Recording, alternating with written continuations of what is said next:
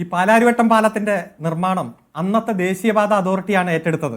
അത് നടത്തേണ്ടതില്ല, PWD സ്വന്തം നടത്തും എന്ന് പറഞ്ഞ് ബലം പിടിച്ച് മറ്റ് കരാറുകൾ കൊടുക്കാതെ ഏകപക്ഷീയമായിട്ടുള്ള ഇടപെടൽ നടത്തി ആ പണി ഏറ്റെടുത്തത് എബ്രാഹിം കുഞ്ഞ് നേതൃത്വം കൊടുത്ത PWD വകുപ്പാണെന്ന് അന്ന് വിജിലൻസും പിന്നെ ഹൈക്കോടതിയും കണ്ടെത്തിയിട്ടുണ്ട്.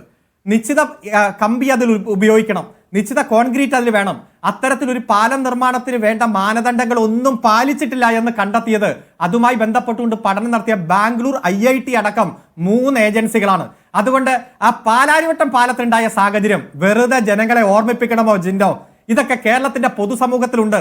എന്താണ് എബ്രാഹിം കുഞ്ഞ് അനുഭവിച്ച ജയിലിൽ പോകേണ്ടി വന്ന സാഹചര്യമൊക്കെ പൊതുസമൂഹത്തിലുണ്ട്. അന്ന് നിങ്ങൾ വാഴപ്പണ്ടി വെച്ച് പാലം പണിതാൽ ആ പാലത്തിലൂടെ വണ്ടി ഓടില്ലെന്ന് കേരളത്തിലെ ജനങ്ങൾക്ക് ബോധ്യപ്പെട്ടു. അതുകൊണ്ടാണ് വീണ്ടും പ്രതിപക്ഷമായിട്ട് നിങ്ങൾക്ക് ഇരിക്കേണ്ടി വന്നത്. ഇവിടെ ദേശീയപാത അതോറിറ്റി കൃത്യമായി ശാസ്ത്രീയ പഠനം നടത്തി ഓരോ സ്ട്രക്ചറുകൾ ഏൽപ്പിച്ചിരിക്കുന്നതിൽ പ്രശ്നമുണ്ടോ എന്ന് പരിഹരിക്കും. ഇവിടെ ആകാശത്തേക്ക് വിട്ട റോക്കറ്റ് തകർന്നു വിട്ടിട്ടുണ്ട്. നിരവധി പ്രക്ഷേപണം നടത്തിയിട്ട് ആണ് അതിൽ പലതും വിജയിച്ചത്. ഏതെങ്കിലും തരത്തിൽ കുറവുണ്ടോ പരിഹരിക്കുകയാണ് വേണ്ടത്, അല്ലാതെ ഏകപക്ഷീയമായി ആ ഒരു വിഷയം ഉണ്ടായപ്പോഴേക്കും ആക്രമിക്കുകയല്ല.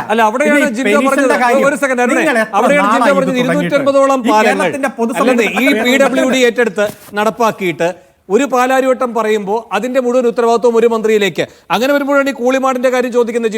ജിൻഡോ വേഗം, താങ്കൾ എന്താണ് പറയാൻ വന്നത്? ജിൻഡോ വേഗം. അല്ല, ഞാൻ അരുൺകുമാർ പറഞ്ഞത് പാലാരിവട്ടം പാലം എണ്ണി നോക്ക്. ഈ കണക്കൊക്കെ